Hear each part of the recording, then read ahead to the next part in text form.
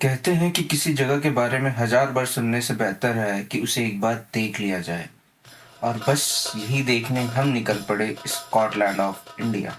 अब सफर का तो मजा ही तब आता है जब साथ हो आपके अपने दोस्त। तो सबसे पहले इनसे मिलिए। ये है धनुष। कहने को तो बस ये एक इंजीनियर है, लेकिन पार्ट टाइम ज्योतिष का काम करते हैं, क्योंकि इनका कहना कभी कभी तो ऐसा हो ही नहीं सकता। तो बस हम दोनों निकल पड़े आधी रात में स्टेशन की तरफ, और बैंगलोर में खाली रास्ता मिलना ये तो अपने आप में एक खुशी की बात है। वक्त से पहले स्टेशन पहुंचकर हमने ली जनरल वाली टिकट, क्योंकि स्लीपर के पैसे नहीं थे। हमारी ट्रेन कावेरी एक्सप्रेस जो बिल्कुल अपने समय पे थी, इसलिए हम निकल पड़े प्लेटफॉर्म 5 की तरफ।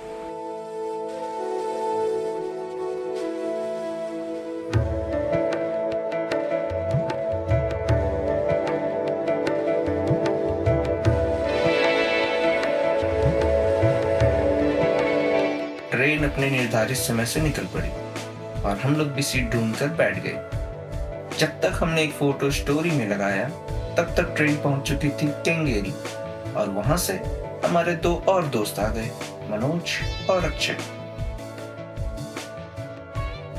लगभग 2.5 घंटे की जर्नी के बाद हम पहुंचे अपने पहले स्टॉप मैसूर। यहाँ से हमें जाना था मैसूर बस स्टैंड, और फिर वहां से हमारी बस थी कुशल नगर की। लेकिन ऑटो का भाड़ा सुनकर हम बस पकड़कर ही निकल पड़े। अब सुबह सुबह भूख तो बहुत जोर की लगी थी, तो हमने सोचा क्यों न यहीं रुककर कुछ खा लिया जाए। इसके बाद हम चले गए एक होटल, और वहाँ हम लोगों ने ऑर्डर किया इडली वड़ा, और भाई ने ऑर्डर किया राइस भात, और फिर आखिर में फिल्टर कॉफ़ी। अगर आप कभी भी कर्नाटका आते हो तो आपको यहाँ पर फिल्टर कॉफ़ी जरूर ट्राई करनी चाहिए। कॉफ़ी पीकर हम निकल पड़े बस स्टैंड, और कुशल नगर की बस में बैठकर हम थोड़ी देर के लिए सो गए। जब नींद खुली तो देखा हम कुशल नगर पहुंच चुके। फिर हम लोग लग गए रूम ढूंढने में, और लगभग 6 होटल से बात करने के बाद फाइनली हमें एक रूम मिल गया। रूम में सामान रखकर हम निकल पड़े अपने पहले डेस्टिनेशन गोल्डन टेम्पल।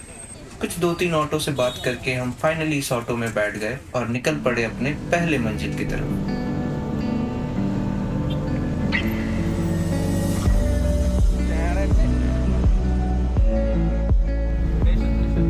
भाई S23 इधर से ले लो।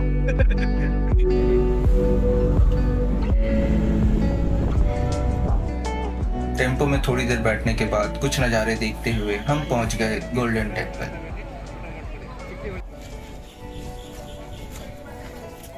यह मोनेस्ट्री कुशल नगर से लगभग 5 किलोमीटर दूर बाइलाकुप्पे में स्थित है। बाइलाकुप्पे धर्मशाला के बाद भारत में दूसरी सबसे बड़ी तिब्बत बस्ती है। इन मोनेस्ट्रीज में सबसे बड़ा और सबसे लोकप्रिय नामदरोली मोनेस्ट्री है, जिसे गोल्डन टेम्पल के नाम से भी जाना जाता है। लेकिन क्या आपको पता है इसे गोल्डन टेम्पल क्यों बोला जाता है? इस मोनेस्ट्री की स्थापना 1963 में द्रुबवांग पद्मा नोदबू रिनपोचे द्वारा की गई थी। मंदिर का निर्माण शुरू में बांस से किया गया था, और फिर 1995 में इस मंदिर को वापस से तिब्बती परंपरा के अनुसार बनाया गया, और इस नए मंदिर का नाम रखा गया पद्मा संभव बुद्धिस्ट विहार। और यह मंदिर के मेन डोर पर इंग्लिश और कन्नड़ा में भी लिखा गया है। इसका उद्घाटन 24 सितंबर 1999 को किया गया था। इस मोनेस्ट्री में एंटर करते ही आपको एक बड़ी सी तस्वीर दिखाई देगी, जो कि है इनके फाउंडर पेनोर रिनपोचे की। इसी एंट्रेंस के ऊपर एक बड़ी सी आर्क है, जिसमें कुछ छोटे छोटे स्टैचूज लगे हुए हैं। इन स्टैचूज को बुद्ध का मैसेंजर माना जाता है। लेकिन आप अभी भी सोच रहे होंगे कि इस मंदिर का नाम गोल्डन टेम्पल क्यों है। इस मंदिर के अंदर 3 विशाल गोल्डन स्टैचूज है, और इसलिए जब इस मंदिर का उद्घाटन हो रहा था, तब अखबार वालों ने इसका नाम गोल्डन टेम्पल दे दिया। तब जब टूरिस्ट लोग आते थे, तब वो पूछते थे गोल्डन टेम्पल के बारे में, और इस कंफ्यूजन से बचने के लिए साइन बोर्ड्स को चेंज कर दिया गया the golden temple of Namdroling monastery, और तब से इसका नाम गोल्डन टेम्पल पड़ा। सेंटर में जो स्टैचू है वो है बुद्ध शाक्यमुनि की, जिन्हें गौतम बुद्ध के भी नाम से जाना जाता है, और इसकी ऊंचाई लगभग 60 फीट है। गौतम बुद्ध के लेफ्ट में जो स्टैचू है वो है गुरु पद्म संभव की, जिन्हें गुरु रिनपोचे के नाम से भी जाना जाता है। बौद्ध धर्म के निंगमा स्कूल के अनुसार गुरु रिनपोचे का जन्म बुद्ध के निधन के 12 साल बाद हुआ था, जैसा कि उनके द्वारा भविष्यवाणी की गई थी। गुरु रिनपोचे को तिब्बतियों द्वारा दूसरे बुद्ध के रूप में भी सम्मानित किया जाता है। गौतम बुद्ध के राइट में जो स्टैचू है वो है बुद्ध अमितायुस की। ऐसा माना जाता है कि बुद्ध अमितायुस की प्रतिमा बनाने से वो सभी को बुराई से बचाते हैं और उस स्थान और लोगों को लंबी उम्र का आशीर्वाद देते हैं। बौद्ध धर्म का सार है कि कोई बुराई ना करे, सब अच्छे कर्म करे और मन को शुद्ध रखें। तो इतनी जानकारी इकट्ठा करने के बाद हमें लगी बहुत जोर की भूख, और इस भूख को मिटाने के लिए हमने फटाक से मोबाइल निकाला और सर्च किया गूगल पर रेस्टोरेंट्स नियर मी। कुछ देर रिजल्ट्स को एनालाइज करने के बाद हमें लगा कि ये होटल बहुत अच्छा है, तो हम उसकी तरफ चल पड़े। बट थोड़ी देर बाद हमने देखा कि रिव्यूज़ कुछ ठीक नहीं थे, तो हमने अपने कदम वापस पीछे ले लिए। और फिर थोड़ी देर गूगल से गुफ्तगू करने के बाद हमने फाइनल किया एक रेस्टोरेंट और उसकी तरफ चल पड़े। Will good. It will be good. Huh? Someone will be good.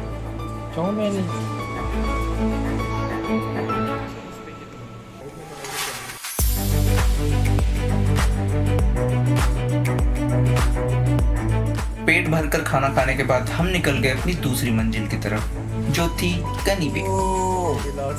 इधर देखो, मजा आया बहुत। कितना पानी पड़ा? Can't count. कनीवे कुशल नगर से लगभग 8 किलोमीटर दूर है और ये उन हिडन प्लेसेस में से है जो गूगल शायद ही आपको कभी सजेस्ट करेगा, और हम इस जगह के लिए बहुत एक्साइटेड थे। लेकिन आप ये सोच रहे होंगे कि इस जगह में ऐसा खास क्या है। तो यहाँ से बहती है कावेरी रिवर और उसके ऊपर बना है ये ब्यूटीफुल सा हैंगिंग ब्रिज, और उस हैंगिंग ब्रिज पर है 3 लंगूर अंगूर की तलाश में। इस रिवर को क्रॉस करके आप पहुंच जाते हैं ऐसी जगह जहाँ पे आपको सिर्फ और सिर्फ हरियाली दिखाई देगी। लेकिन फिर भी आप ये सोच रहे होंगे कि इसमें ऐसा खास क्या है। तो इस जगह की खूबसूरती को बढ़ाने के लिए यहाँ पर है एक शिव जी का मंदिर, और ठीक मंदिर के पीछे है ये हारंगी कैंप जो बनाया गया है कावेरी रिवर के ऊपर, और ये सब मिलके बनाते हैं इस जगह को बहुत खास।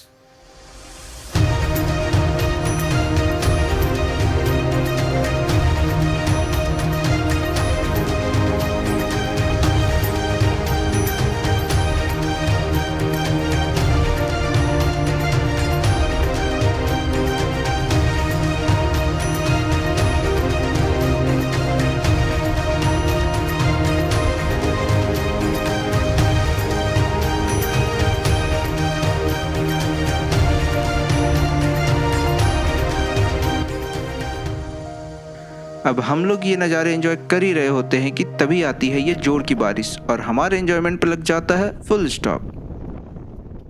थोड़ी देर इंतजार करने के बाद भी जब ये बारिश नहीं रुकती है तो हम निकल पड़ते अपने तीसरी मंजिल की तरफ, जो थी हारंगी रिजर्वायर। अब हमें ये समझ आ गया था कि बारिश रुकने वाली है नहीं, तो हम टिकट लेके चल पड़े डैम देखने, और रास्ते में हम मिले रंग बिरंगे जादू से। अंदर जाकर हमने देखा कि ये जगह बहुत खूबसूरत थी और बारिश के कारण इस जगह की खूबसूरती 2 गुना हो चुकी थी।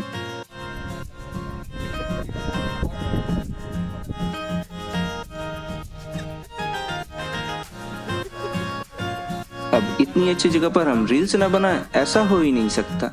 तो बस हम लोग फोन निकाले और लग गए इंस्टाग्राम की स्टोरेज बढ़ाने में।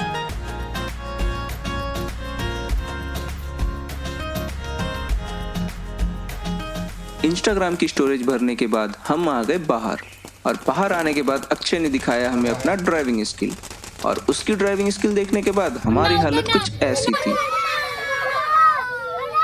ये खौफनाक ड्राइविंग देखने के बाद हम निकल पड़े अपने चौथे मंजिल की तरफ, जो थी। अब इस जगह को लेकर हमारे मन में काफी एक्साइटमेंट था, क्योंकि हमने इसकी जो इमेज देखी थी गूगल पर वो कुछ ऐसी थी। लेकिन हमारे सपनों पर पानी फिर गया जब हम वहां पर पहुंच के देखे ये बिल्कुल ये दिखा हमें। हमारे सारे सपने चूर चूर हो गए। अब हमारे सपनों पे फिर गया पानी, तो बस इस पानी को समेट के हम निकल पड़े अपने रूम की तरफ। वापस आते वक्त हमें लग रही थी हल्की हल्की भूख, तो हमने एक दुकान पर रुककर ऑर्डर किया पापड़ी चाट। हमने सोचा शायद ये कुछ अच्छा हो, लेकिन किस्मत को कुछ और ही मंजूर था। वहां से निकलने के बाद हमें दिखा रास्ते में ये गणेश जी का मंदिर। और गणेश जी से आशीर्वाद लेने के बाद हम निकल पड़े अपने खाने की तलाश में। इसके लिए ये थे वो वाला स्टैंड मेरा पास भी था ना ट्राइपॉड। लेके आया नहीं वो बैग में है। लेके आया ना वहाँ। एक काम करेंगे, रात में टाइम लैप्स लगाया जाएगा, ठीक है? हाँ। और शूट किया जाएगा मस्त। तो ब्रो बताओ, खाना क्या खाने जा रहे हैं हम लोग? What was that, bro? Morning I ate something, ना? हाँ, क्या था वो? सुपुक थुपुक थुपुक थुपुक हाँ, थुपुक खाने जा रहे हैं ना। और वो हम लोग को कहीं मिल नहीं रहा ना, नहीं मिल रहा। और वो मिलेगा भी नहीं, है ना? हाँ, नहीं मिलेगा। टिबेटियन से बोला नहीं। फाइनली हम लोग कहाँ जा रहे हैं? Banana leaf. Banana leaf is the best. Yeah.